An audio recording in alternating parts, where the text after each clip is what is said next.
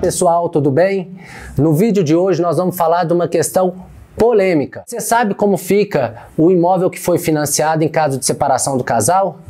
Especificamente, como é que fica o dinheiro de um dos membros do casal, do FGTS, que foi aplicado, que alguém utilizou ali para dar de entrada ou quitar parte do valor do financiamento desse bem? Você tem noção de como que isso funciona? O que a nossa legislação fala a respeito? Como esse imóvel deve ser dividido? Fique comigo até o final desse vídeo para entender tudo a respeito.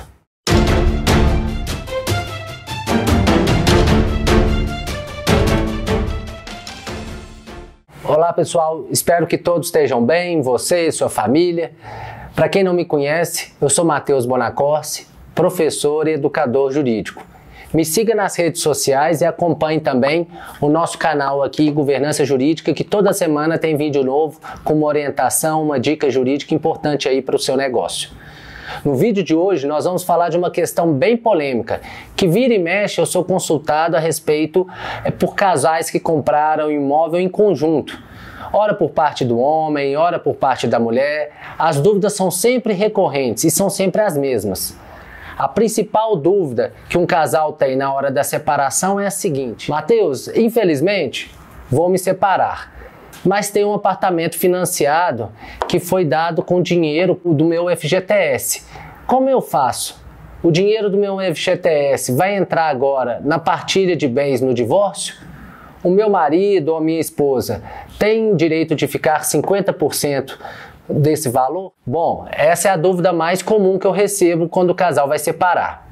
Antes de adentrar especificamente nos efeitos patrimoniais do FGTS dentro do casamento, acho importante esclarecer a visão da instituição financeira sobre o casal que financia em conjunto a compra de um imóvel e depois vai se divorciar, se eventualmente eram casados, ou então vai se dissolver a união estável caso o vínculo fosse de união. Para a instituição financeira, o casal que se junta para financiar o imóvel e faz dali um contrato bancário, para essa instituição o imóvel pertence aos dois. A instituição financeira entende que o bem é dos dois, independentemente se um ou os dois utilizaram a renda para calcular as parcelas do financiamento. Da mesma forma, essa instituição financeira, para ela não importa se a renda de um é maior, se a renda do outro é menor, ou se um contribuiu mais ou se o outro contribuiu menos para o pagamento do financiamento. E até mesmo qual que é o regime de casamento patrimonial que aquele casal escolheu. Em caso de separação, para a instituição financeira, o casal vai ter que se entender para ver se um deles pode continuar com o financiamento e assume o saldo devedor. Neste caso, quem assumiu o contrato perante a instituição financeira deve apresentar agora a renda compatível com o valor do financiamento ou o valor das parcelas do saldo devedor. Ou então, se nenhum deles quiser ficar com o imóvel ou assumir o financiamento, aí o casal vai ter que vender o imóvel para quitar então essa dívida imobiliária perante a instituição financeira. E aí fica a primeira dica. Nessa fase, as emoções, as informações ficam um pouco afloradas, né? A flor da pele. E é muito comum o casal se precipitar nesse momento, queimando o imóvel, ou seja, vendendo o imóvel barato no mercado para ficar livre do problema e poder separar logo com outro cônjuge e assim quitar o financiamento perante a instituição financeira. Mas provavelmente isso não vai ser uma boa decisão para ambos, porque ambos vão perder dinheiro. Provavelmente os valores consideráveis, se tratando de imóvel, a perda vai ser muito grande. E é muito melhor, em vez de vender e queimar o imóvel, alugar, esperar um bom momento, um bom preço e aí sim vender para quitar o financiamento. Voltando então no FGTS que foi dado como pagamento ali do sinal da parte do saldo devedor, do pagamento de uma parcela. A dúvida é a seguinte: como ficará então o pagamento que foi dado do FGTS por um dos cônjuges para pagar o financiamento imobiliário? Agora que eles vão se divorciar, como fica a divisão deste imóvel? Para resolvermos essa questão, nós precisamos analisar se os recursos financeiros, o dinheiro proveniente da conta vinculada do FGTS, que é o Fundo Garantidor do Tempo de Serviço, é um bem comunicável ou não após o casamento.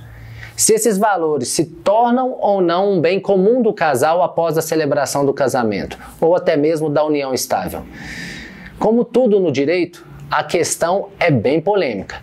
Alguns entendem que sim, os valores do FGTS se comunicam após o casamento, na medida em que esse dinheiro deve ser utilizado para o sustento da própria família e para a aquisição de bens em prol da família.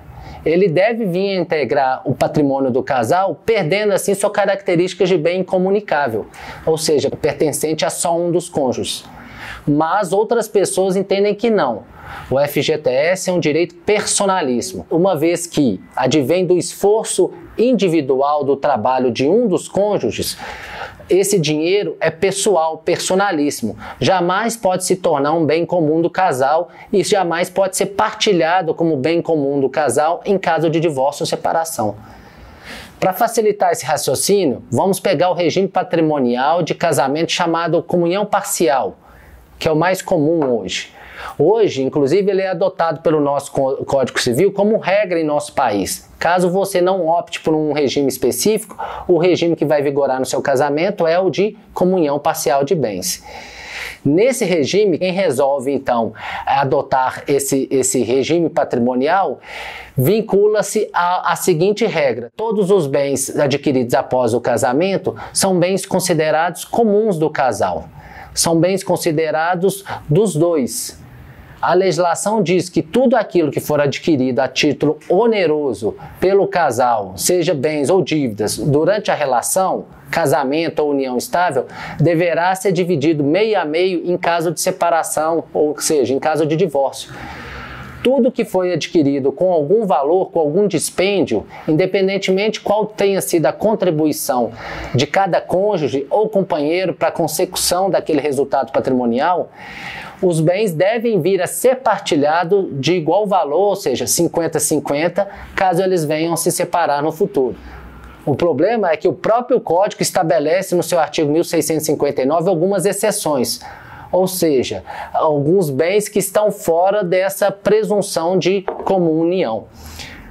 Vamos só fazer uma breve recapitulação, que são os bens adquiridos de forma gratuita, ou seja, vindos de herança ou doação, os bens anteriores ao casamento, que continua, claro, de um caráter particular, porque foram adquiridos só por um dos cônjuges, e os bens também de proventos pessoais e as pensões.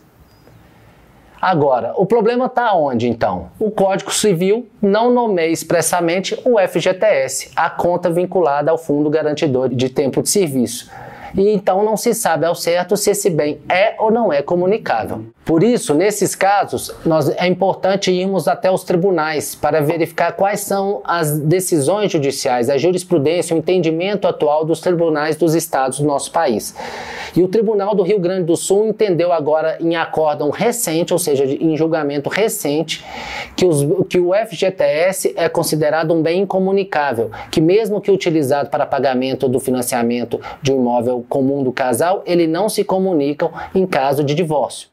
Isso porque o FGTS é um dinheiro proveniente do trabalho pessoal. E mesmo quando utilizado na compra de um imóvel do casal, essa parte do valor do financiamento que foi quitado com recursos pessoais se subroga-se, ou seja, entra em substituição do dinheiro que estava na conta. Existe o que a gente chama de subrogação real.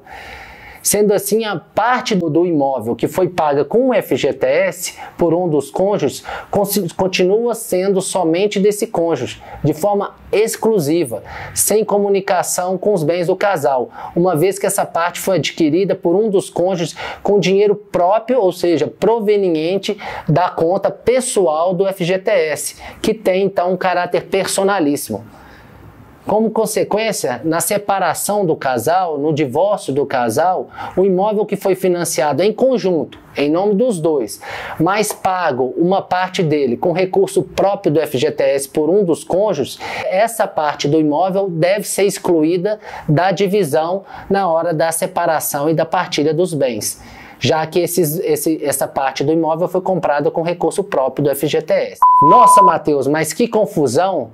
Não estou entendendo mais nada, me dá uma dica então, uma orientação. Aí vai. Para não correr risco e gerar dúvidas futuras, diante de toda essa discussão judicial, o que nós recomendamos?